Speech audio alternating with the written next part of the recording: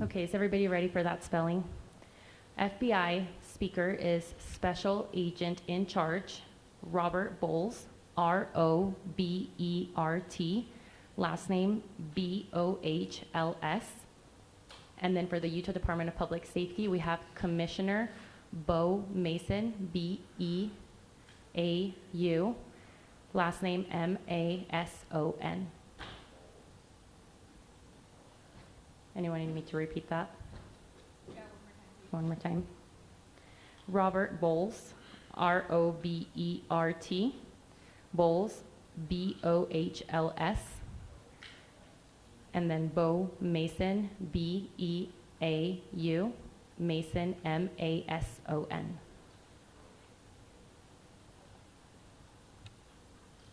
Everybody got that? Perfect. Hi everyone, my name is Hillary Kellner. I'm the Communications Director for the Utah Department of Public Safety. Today we will have two speakers, one representing the state of Utah and one representing our federal agencies. They will be providing some updates as well as a recap of what happened here at Utah Valley University yesterday. We will be able to take a couple of questions after they are done speaking, but it will be short in order to stay in tune with the president speaking at 9:45. So I'll go ahead and introduce Commissioner Bo Mason.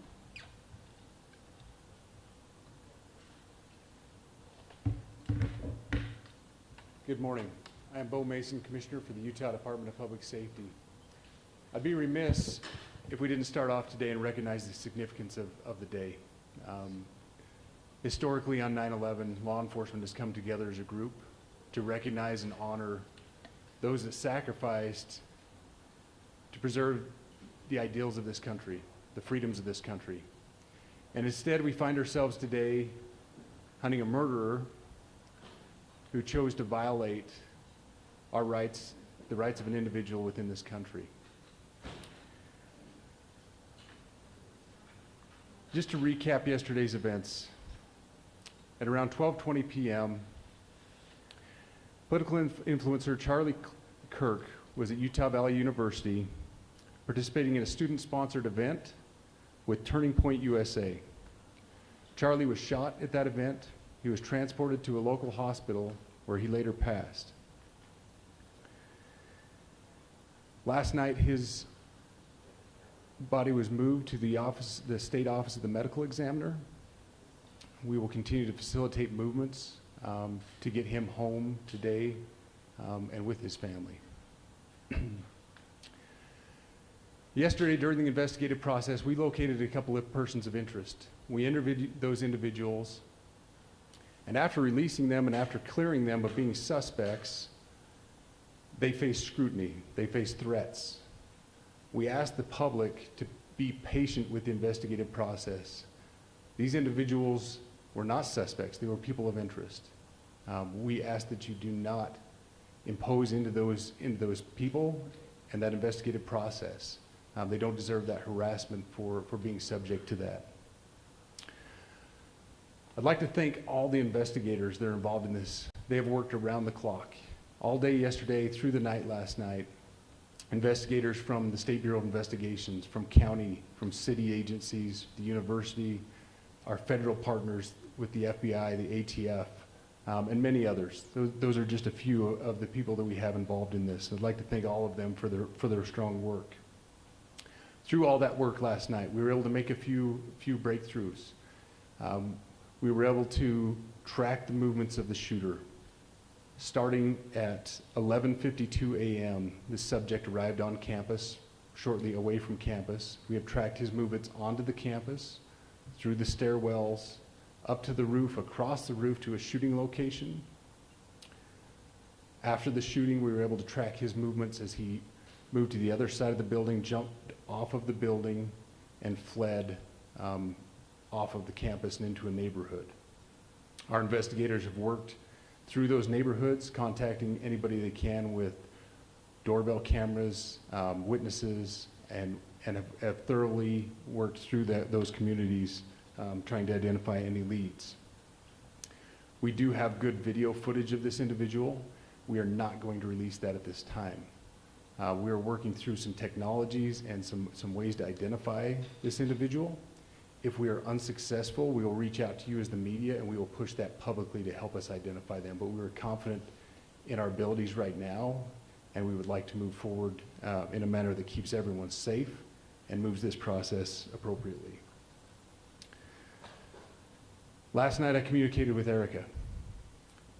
The family's devastated.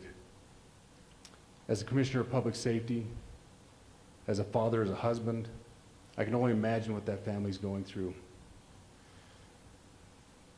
The heinous event that happened yesterday is not Utah. This is not what we're known for.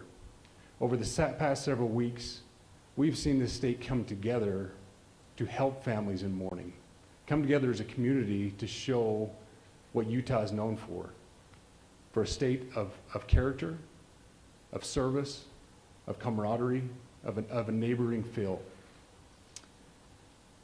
We will not stand for what happened yesterday. We are exhausting every lead. We have every officer invested in this, every investigator, every local agency. The outpouring of support from the law enforcement community has been astounding. We are investing everything we have into this, and we will catch this individual. Having walked through the crime scene, through the hallways of this school, through the classrooms, I can't imagine what the people on scene felt as well. A horrific event where some of them barricaded in classrooms, some of them ran in fear. Can't overstate the tragedy and the horrific event that yesterday was, and how we will work to bring to justice the actions of one individual or any other individuals that assisted in that. Our state has gone through a lot, and we will come out successful. With that, I'll turn the time over to Special Agent Bowles. Charge. Good morning. My name is Robert Bowles, and I am the Special Agent in charge of the Salt Lake Field Office. Following yesterday's tragic shooting of Charlie Kirk, FBI agents have been working around the clock in coordination with our law enforcement partners. We are and will continue to work nonstop until we find the person that has committed this heinous crime and find out why they did it. This morning I can tell you that we have recovered what we believe is the weapon that was used in yesterday's shooting. It is a high-powered bolt-action rifle. That rifle was recovered in a wooded area where the shooter had fled. So the FBI laboratory will be analyzing this weapon. Investigators have also collected footwear impression, a palm print, and forearm imprints for analysis. Now, I understand there are a lot of questions about motive.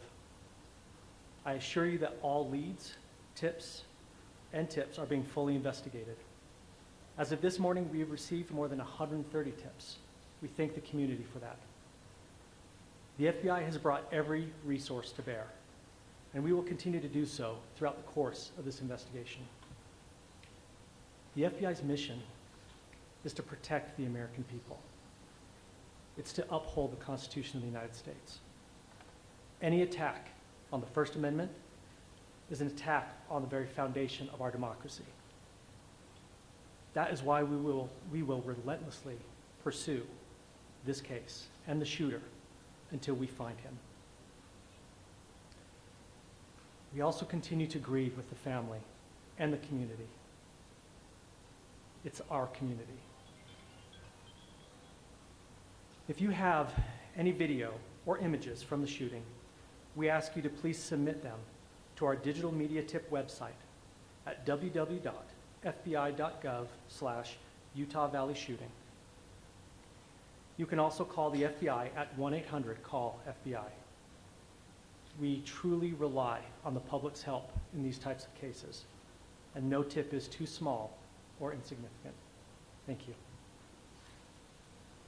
Commissioner James Matthews from Sky News. Can I ask about the shooter? There's clear information about him or her, so you're confident that this thing is happening, that exactly they are. Can you talk to us about their movements, their demeanor? Do you think it's a man?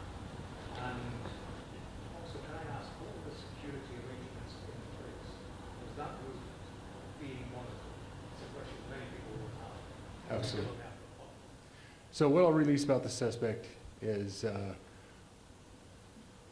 suspect blended in well with a college institution. We're not releasing many details right now, and we will soon, but right now we're not. But that individual appears to be of college age. We are confident in our abilities to track that individual. If we're unsuccessful in identifying them immediately, we will reach out for the public's help and the media's help in pushing those photos. That was a new development overnight, working through the night, studying those cameras. So that's something that's new and that we're working through right now. As far as the security, I cannot speak to that. Neither the Department of Public Safety nor the Federal Bureau of Investigation was involved in the planning or security of this event, and that'll have to be a question later for other agencies. Sir, I wanted to ask you, you mentioned that you found the gun in a wooded area. Do you believe that the suspect could be hiding in the woods, and is that suspect possibly still in this area? So that's a good question, and it's a question that goes to the safety of the community, right? No, not in those woods. We've walked through those woods and secured it. As to the community, I can tell you that this was a targeted event. We don't believe that the community is at risk. However, we are exhausting every resource to find him, and we will do so. Special Agent Bowles, that is how we with the BBC. From the images you have, can you see clearly the suspect's face? You say he's college age. Do you believe he was from this university? And how far do you think he may have gone in this time span? So I can't comment specifically on his face or any details such as that, as it's continuing to be a part of the investigation, and again, we'll release that shortly. However, we're doing everything we can to find him, and we're not sure how far he has gone yet, but we will But you do our have a best. clear image of his face? We have images of the suspect. Did you trace the gun's owner? Now that you've been able to recover, do you believe you know this person is the person that you're looking for? Again, as part of the investigation, we're not releasing any details such as that right now. Any fingerprints or DNA? We are exhausting all of our resources to be able to collect those, but that's, again, part of the investigation. Have you been able to trace back the owner of the gun? Excuse me? You said you found the weapon. Have you been able to trace back the owner of that weapon or who purchased it? We are working on that, but again, part of the investigation that I can't release. Agent Bowles, there's been a lot of turnover in the FBI. Do you think that's impacting the investigation? Not at all. We've got complete and total support from everyone, from the director on down, and it's been an incredible supportive environment so far. Are tweets like the one yesterday useful, though, where we announced the suspect was arrested? All I can say is that we're working the investigation the best we have with the environment we're given. So, Those thank are all you. the questions